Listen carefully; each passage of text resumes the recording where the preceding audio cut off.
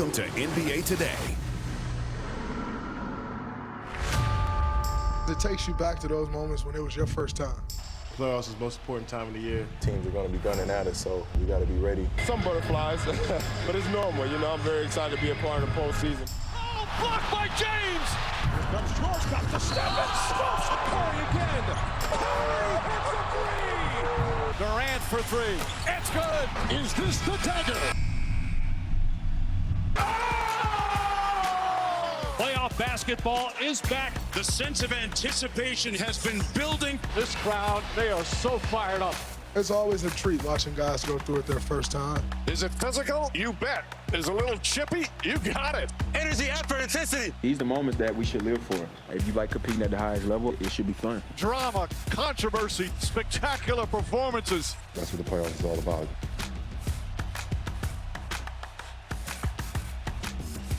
Woo, we are in the final stretch of the NBA season, and here's what we know so far. In the West, the reigning champs have locked the first seed for the third straight season, which means the Spurs are now locked into 2, Timberwolves are locked into 6, Suns are locked in at play-in at 7, and the Warriors at 10.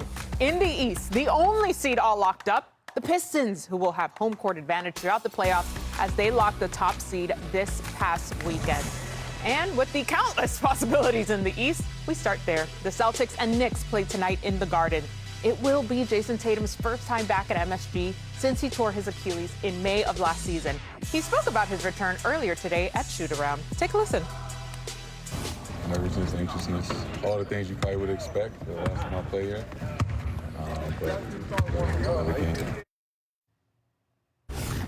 Joining us now, our senior writer who covers both the Celtics and the Knicks, Tim Bomteds. Likes to see you. And, of course, our NBA champion with the 2008 Celtics, Big Perk, Kendrick Perkins in the house. I'm MJ Acosta-Ruiz, in for Malika Andrews today. All right, Tim, Jaylen Brown has already been ruled out tonight with left Achilles tendonitis. What's Tatum's mindset tonight in his return to MSG? Well, Tatum talked the other night after Boston's win at home over Charlotte, and he obviously isn't thrilled about the concept of going back to MSG for the first time since tearing that Achilles in Game 4 of their conference semifinal series against the Knicks last year. But I do think it's good for both he and the Celtics to get this game out of the way, particularly with the Knicks and Celtics potentially going to face off in the conference semifinals again this year in a few weeks. Now, as you mentioned, Jaylen Brown's been dealing with his Achilles tendonitis for a while. He's been in and out of the lineup. He's not going to play today. A few other guys are questionable, Derek White and Neemias Queta. So we'll see who's out there with Tatum. But I think it'll be good for him to get back into the Garden, go through a warm-up, go through a game, check another box off the list. And as you guys have seen over the past few weeks, he's checked a lot of boxes off and has looked awfully, awfully good in his return from this injury less than a year after he suffered it. Yeah, nothing intimidates that man. Let's focus in on the game here, Perk. Which team needs to prove more tonight? It's the Knicks. The Knicks need this win like I need my diabetic shot every week.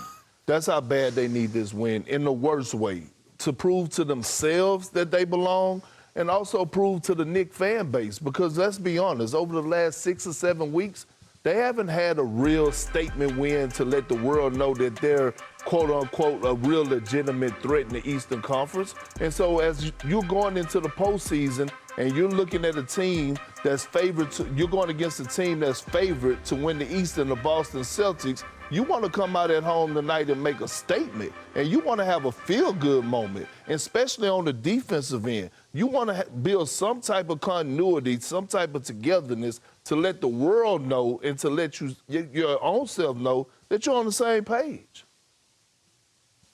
Yeah, I mean, look, to Perk's point, the win the Knicks had over the Hawks the other day was their first good win in a while. So obviously it'd be good for them to build some momentum. The other part of this that is going to be interesting, though, over the next couple of days is where the Knicks and the Cavs are going to end up in the standings, because they're neck and neck right now for the 3rd and 4th seeds in the conference. And by the way, being the 4 seed means you don't have to play the Boston Celtics. Right now, I think everybody's presumed favorite to get out of the East until an Eastern Conference Finals matchup. So the Knicks have 3 games in a row, tonight against Boston, tomorrow against Toronto, and then Sunday against Charlotte, that are all at home and are all against teams that are competing for something. The Cavs, meanwhile, play the Hawks again tomorrow in Atlanta, and then they play Sunday against the Wizards, who are certainly not likely to be trying to win that game, so that should be a win for the Cavs. So it'll be interesting to see, especially if the Knicks lose tonight, Do they try to maneuver themselves a bit in the standings, try to get that 4 seed, and avoid having to face Boston until the conference finals in a few weeks? It's a risky game no matter how you slice it. All right, Tim, thanks so much. And you mentioned that the Celtics have won 11 of 13 and now installed as plus 160 favorites to win the East, according to DraftKings Sportsbook. They are followed in short order by the Cavs, Knicks, and Pistons. So let's get to some of the action last night in the East. And we're starting with Hawks, Cavs. Donovan Mitchell hosting the Hawks in a potential first-round matchup. I don't know, because Mitchell was going off. Buzzer beaters left and right. This was just the first. I mean, look, he's going to make an all-NBA team this year. We know that Donovan Mitchell, he's one of the greatest regular season players that we've seen, one of the best offensive players that we've seen. But guess what? Got to show up and show out in the postseason. Yeah, if you're counting at home, that was 2 buzzer beaters. Here's the third one of the night coming in the third quarter. That's big-time playoff performances, just hasn't broken through to get past the second round. 31 points on the night as the Cavs hang on to win 122 to 116. The final. Hey, give us a little something extra. Love it. Phenomenal. All right, so to the top of the conference. Cade Cunningham made his return last night after his collapsed lung, which he suffered on March 17th. Check this out. Back like he forgot something. Like who? He was gone? I mean, incredible. That's what you want to see, right? When a guy like that comes back, you want to see how they looking far as their movement up and down the floor, how they, getting involved with the facilitating. The best thing to me, a blessing in disguise, Tim, that happened with the Pistons and Cade being injured is that we were able to see the confidence of others grow offensively. Janice Jenkins in particular had really won a lot of games with him as the lead guy. Here's Cade. It was different than any injury I've ever had as far as how it progressed initially from whenever I got hit to, how I felt immediately and into how I started to feel as time went on.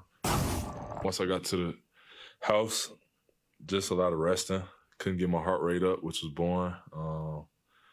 My heart rate went up a few times watching the team, which was, but it was fun. It was fun to be able to watch from a different perspective like that. I think I learned a lot.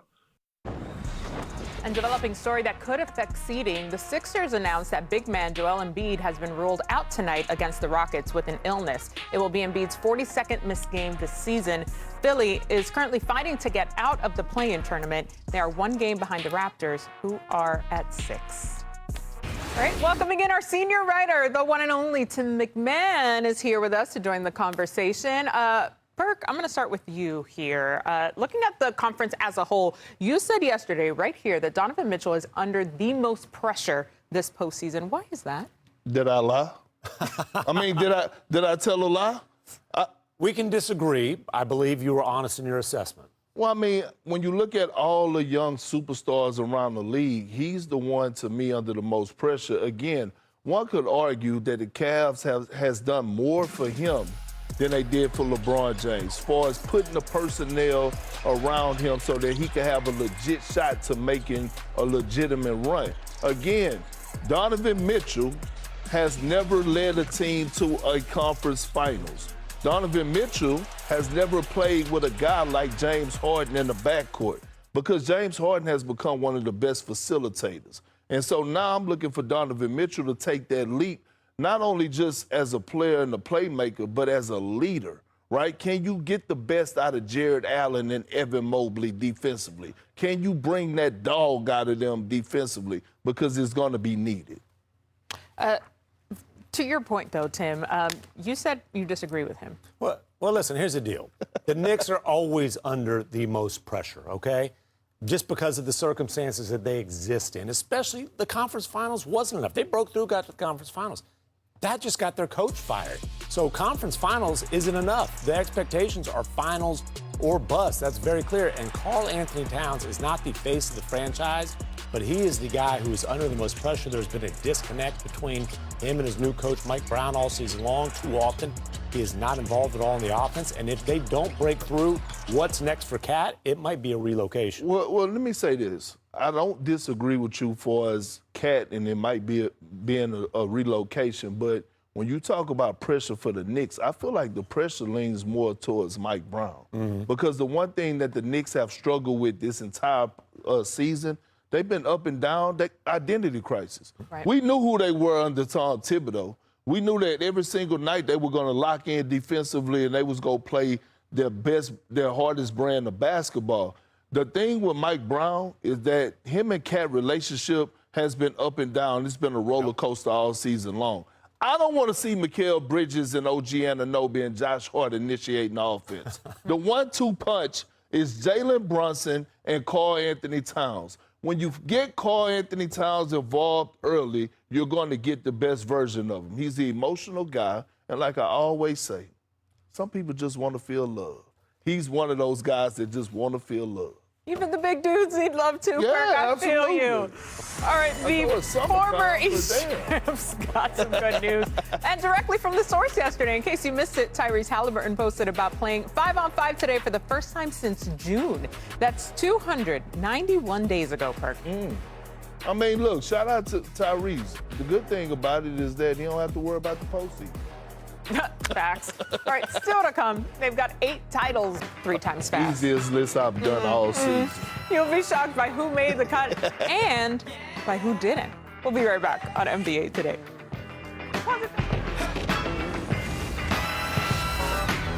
Locked in last night, starting in LA. The Thunder beat the Clippers to clinch the top spot in the West and home court throughout the playoffs. It's their 3rd straight postseason at the top of the Western Conference. Tim, do people appreciate this dominance for the 3-year run? Yeah, listen, let's talk about the last 2 years. Only the Jordan Bulls and the prime Steph Warriors have more wins over a 2-year span than Oklahoma City Thunder. Clinched the top overall seed again. 19-1 in the last 20 games, rolling. Going to the playoffs. In Orlando, the Timberwolves lost to the Magic. That locks them into the 6th seed. Ant, Randall, and Gobert all set out. Perk, what's your outlook for Minnesota in the post?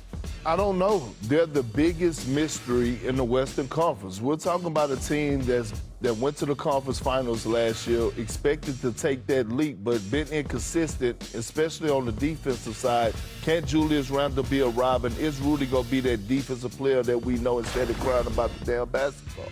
In Phoenix, Suns beat the Mavs. Check Kaman Malawach's block on his former Duke teammate Cooper Flagg. Not up in here. Suns lock up the 7th seed. Phoenix will host either the Clippers or Blazers to start the play-in tourney. Tim, which matchup do you want to see? You know, here's the deal. I really think about which Clippers matchup do I want to see. Kawhi going back and playing against the Spurs for the first time in the playoffs since he left, or Shea versus the Clippers. Flip a coin. Either one will be fun. Thanks. Right, we have news out of the Bay. Steph Curry is out tonight against the Lakers. He played the last 2 games after missing the previous 27 games with a knee issue. The Warriors are on the front end of a back-to-back with just 3 games left in the regular season.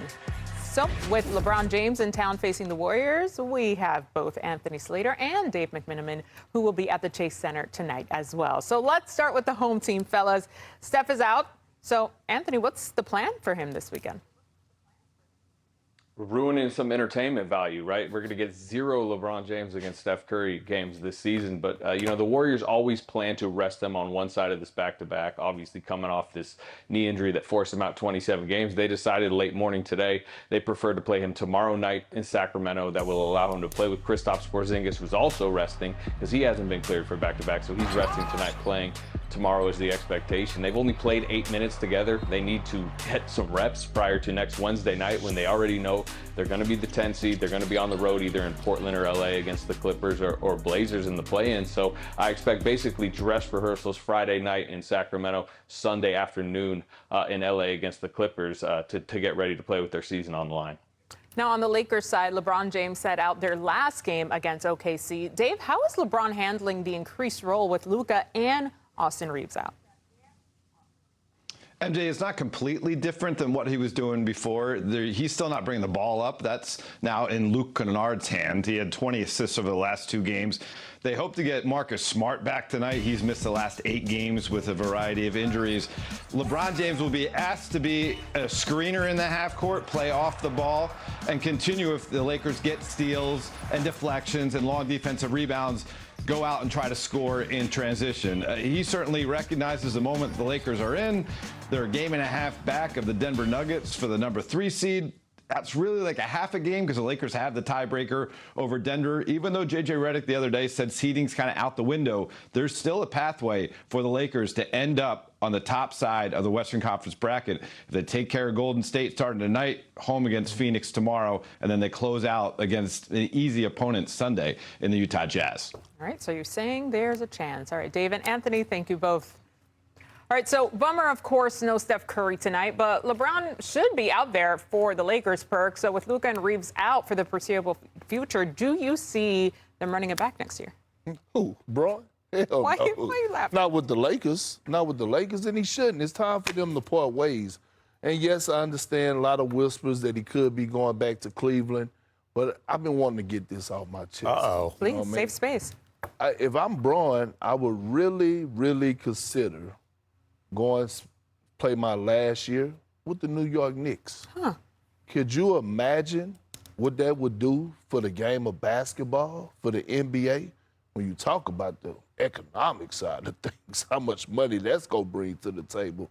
But Braun finishing out his career in the Mecca, in Madison Square Garden, and on top of that, the Knicks still have a roster where you add a LeBron James, yeah, you might have to give up some pieces. You going out with still having a legit shot at making a championship run. So if I'm Braun, I'm weighing all my options. I'm hollering at World Wide West and Leon Rose and seeing what's happening. Big Body Brunson, I know you got to lock in on the postseason, but if you're watching this, think about this for a minute. You know what I mean? Get a chance to still play with LeBron James. I know he's on his way out, but he still got a lot left in the tank. He still could go out there and give you 25 and 5.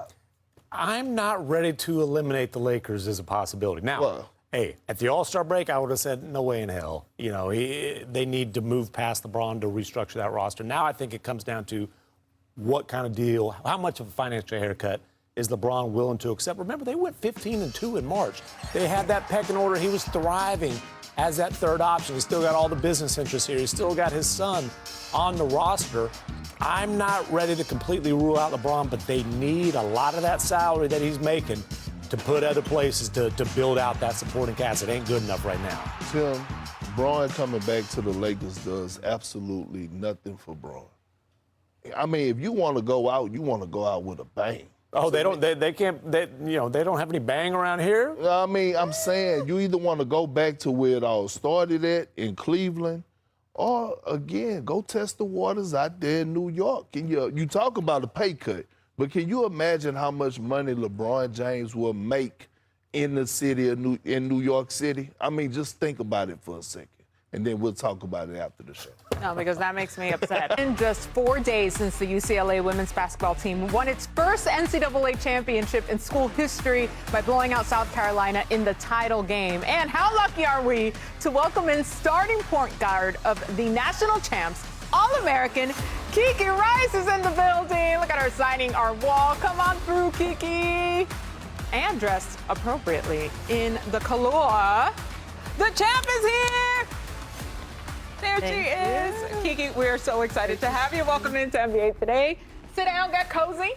Thank you. Let's Thank you literally so much. Kiki for a minute, if you will. Quite a week for you. Celebrations galore. Jimmy Kimmel, you've been at the Lakers game, at the Clippers game. We'll get into that. But what has this week and this experience been like for you? Yeah, this has been totally incredible. I mean, to feel all the love, the support that we've been able to get over these past few days has been so much fun. And to end our season on such a high note has been fantastic. One of the really special moments in this UCLA win is that the scoring from the Final Four really came from the seniors, the graduating students. How did that veteran leadership really help guide this team to a title? Yeah, I mean, look, we have such an incredible group of seniors who have been here for a really long time. We've committed to this program. We've given so much. And for us to be able to go out there and just really finish the season out in our careers at UCLA on such a high note, we couldn't have written it any better. And it felt good to just leave it all out there on the court. Yeah, literally best case scenario. Truly couldn't ask for anything more. Obviously, no slowing down for you because now we're just literally days away from the WNBA draft in New York City. How are you feeling heading into the draft? I honestly don't feel like I've been able to process everything just because, obviously trying to celebrate the championship, but also knowing that the draft is coming around. So, packing up my apartment, all that. But, just excited for a new opportunity to get to a new city, to see where I'll end up, and to get to New York. Yeah, I mean, who needs to sleep? One thing I'm sure you have planned out is the draft night outfit. Yes, that's what can coming we along. expect? Don't give me anything. I want to be surprised. But what can we expect? What's the vibe? Can't tell you all too much because I know it's going to be a surprise. It's going to be something special, but expect something really pretty. And yeah, just excited to show you all what I put on. Just a big moment. Oh, I can't wait. You know I love a fit check. All right, so we mentioned earlier that you were at both the Lakers and the Clippers games this week. Both games just happened to be against the Thunder. Of course, your boyfriend, Cason Wallace, he plays on the team. You guys did a jersey swap. Yeah. So cutesy. Thank you. What was sharing that experience together like for you? It was really special. I mean, he's been so supportive of me, and I love to go to his games. He comes to mine whenever he can. But it's just been super cool to share a lot of moments with him and to be able to swap our jerseys afterwards. It was pretty fun. I feel like I've been following him around over these past few days. I've been at both of the games. But no, it's been really cool, and he's very congratulatory of our team, of our program, and it was just fun to be able to share some moments with him. Yeah, he, of course, was repping you with a T-shirt. Yes, he was. I appreciated that. Don't tell him this or maybe do, but I do call him Kiki Rice's boyfriend. Love that. My little ode. But we do have a fun game since you're both ballers here that we're calling Cason or Kiki. So we'll have a few questions here, just rapid fire, and you tell me if the answer is Cason or Kiki. So here we go. Who had the better championship celebration? Kiki. Period. Who is more trustworthy to hit a game-winning shot? Got to go with myself, too. Who plays better defense? I'm going to give that to Cason. Yep. All right, fine. He gets one. Who has better pregame outfits? Definitely Kiki. Definitely me. I know that's right. And who has the better pregame playlist? I feel like Cason might have that one. Yeah, I'll give him that. Okay, we will need the list sent to us. Thank you so much. Who makes the better postgame meal? Kiki, because he cannot cook. Okay, so compare yourself perhaps to a WNBA player. That's tough. I mean, I feel like I've always been someone who I love to watch the WNBA, but I also love to just take little pieces of different games. And I just want to watch all the best point guards, all the best guards in the W, and see what I can learn from each one of them, because I feel like I've been able to really grow my game by watching and, looking up to the best guards in the game. Yeah, and making it your own. Setting your exactly. own standard. Kiki, my girlfriend, so excited. Good luck, of course, at the draft, and we are so excited for you. Congratulations on Thank you. everything. Thanks for having me.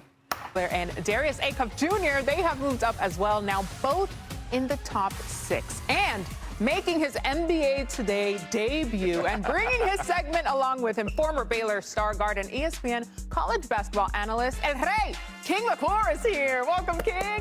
I'm just honored to be here on this stage with you guys. To be in Berg's vicinity, I am honored. No, it's going to be so, so good. And King, there is one player that you really want to highlight, someone who caught your attention after a huge NCAA tournament run. Who is that? Big Perk, you're going to like this one a whole lot.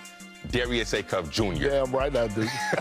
When you watch this young man, of course he can score the ball, of course he can facilitate, but when you break down the details, the one area which I was so impressed is his ability to play with pace in the pick and roll. Let me take you into King's Court and show you what I mean. So on this side pick and roll, High Point tries to ice. This is bad defense because you don't get to the ice. You still allow him to go middle. So when he goes middle, right, number 12 sets the ball screen, number 3 is still on his hip. So when Darius Acuff comes off, I want you to pay attention to the pace. That hesitation, along with his eyes, now makes the big go back. He goes from 0 to 100 and explodes to the rim. So now, let's take you into King's Court and I'll show you what Darius Acuff saw. So we're on the side, we're in this pick and roll. Javi is going to be my primary defender, he's guarding me. We got Tim setting the screen, so we're on the same team. And we got Big Perk, who's done this a million times. He's gonna be the big and drop coverage. And me, of course, I'm the main character. I'm Darius Acuff. Let's get to it. So I'm coming off this ball screen. They try to ice, but it's not successful. I get to ice in the next play.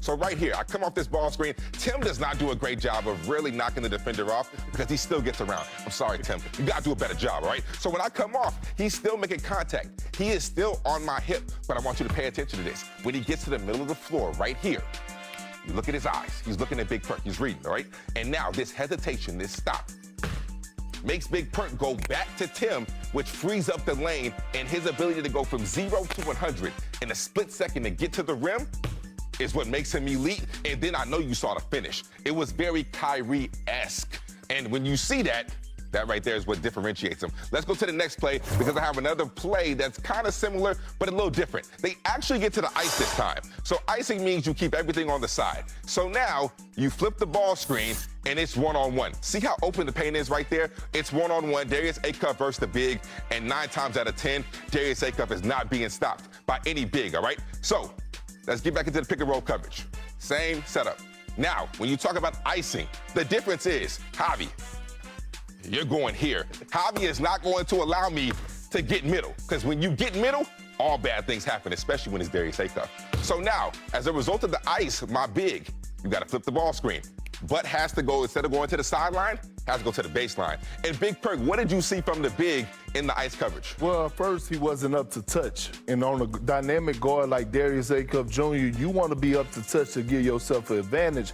But the big gave this much space in the ice coverage, and then way too much space. So now, these two people are eliminated. It becomes one-on-one, me versus Big Perk. I promise you, I'm probably going to win this 9 times out of 10. Not in Perk's heyday, though, all right? So now, Darius Acuff, they gave him too much space. He splits it right here, and now he can explode to the rim with a Kyrie-esque finishing. I mean, when you look at his reads off of pick and roll and how he changes pace, I think that's what differentiates him, along with his scoring and facilitation. Perk, I know you love this guy. Oh, absolutely. One of the most dynamic guards in this draft. And look, let me tell you this. Don't make that mistake that they did with guys like Tyrese Maxey. If you're a team that's in the top 5, and you're looking for a point guard, Darius Acuff Jr. is your guy. Whew. You heard it here first. Mic drop. Nothing more to say.